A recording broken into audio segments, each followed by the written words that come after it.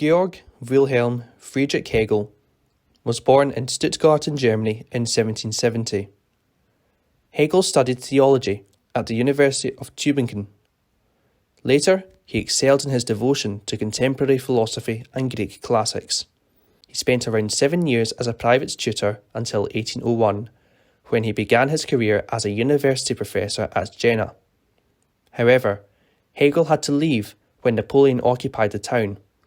He managed to salvage all of his works during his escape. During this hiatus, Hegel needed funds, so found work as a newspaper editor and headmaster of a gymnasium in Nuremberg. In 1816, he was made professor of philosophy in Heidelberg and later at the prestigious University of Berlin in 1818. At the age of 41, Hegel married Marie von Tucher, and they had 3 children together. What Hegel attempts to do is create a more synthetic version of fellow German philosopher Immanuel Kant's concept of transcendental idealism. First of all, we need to go into different terms before understanding transcendental idealism. Realism is the belief that what you perceive is the reality which exists in the external world. Indirect realism claims physical objects do exist out of the mind, but a lot of the objects we perceive rely on the mind, such as the human senses. Meanwhile, idealism is the belief that everything we perceive is dependent on the mind, and we construct the world according to them. Kant, however, fascinatingly says that as well as senses, humans possess concepts of space and time in our mind. He believed that the external world does not have a concept of space and time. Space and time only exists in our mind.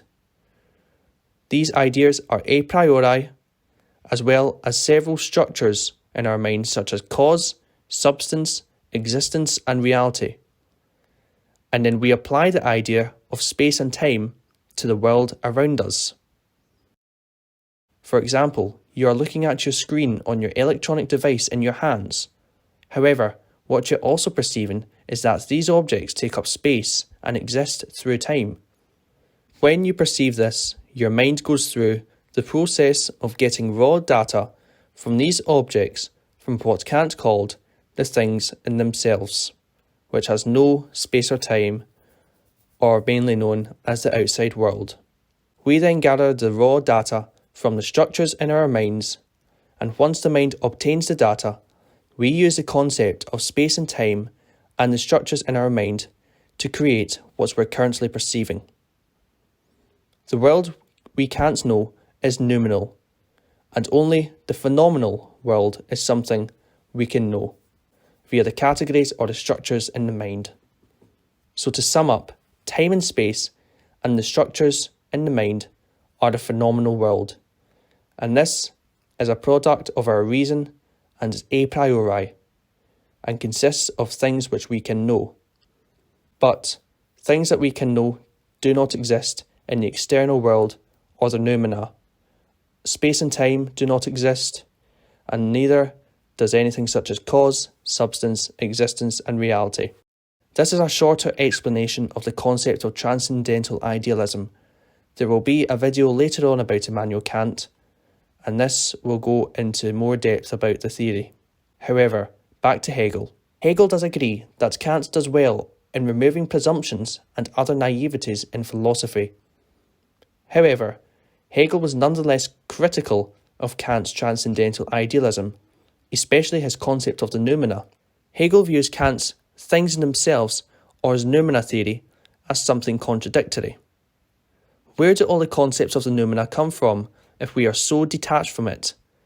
And Hegel also criticises Kant for his assumptions on the origins of the structures and the concepts of how space and time are a priori in our mind. Hegel attempts to amend this in his most famous work, The Phenomenology of the Spirit. Hegel claims in this book that the rational alone is real.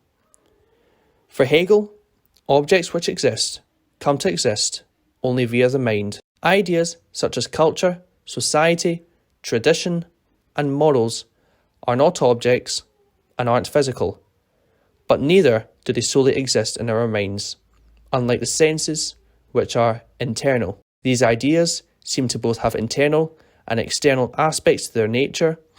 Their ideas are shared by many people in the present and in the past, unlike other ideas, which are solely due to the person alone.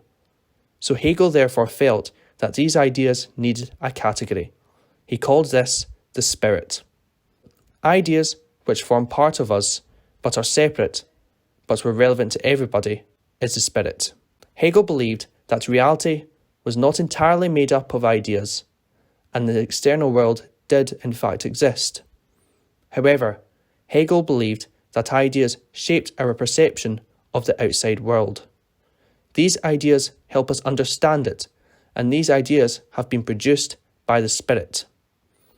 Ideas are shared across society and around other people, which results in our perception of the outside world being shaped to those ideas of the spirit.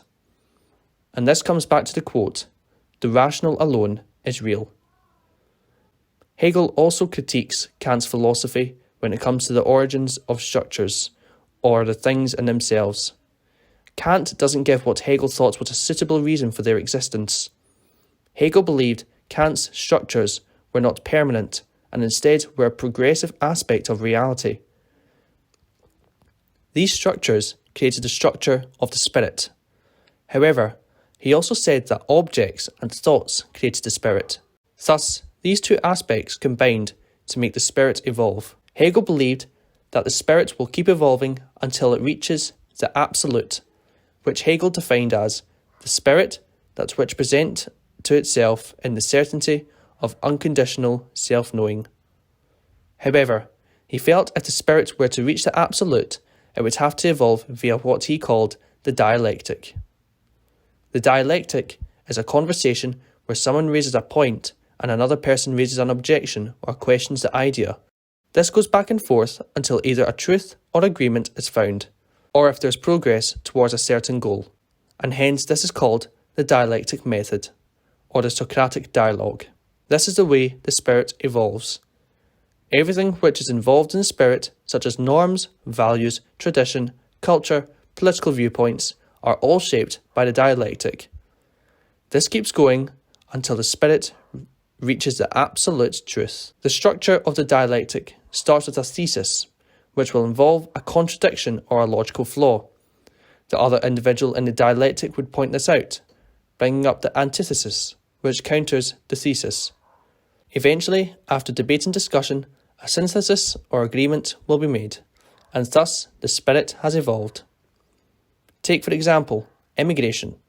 One person might say that they don't want any immigrants in at all, creating the thesis, while the person proposing the antithesis would say that they want all immigrants in no matter what.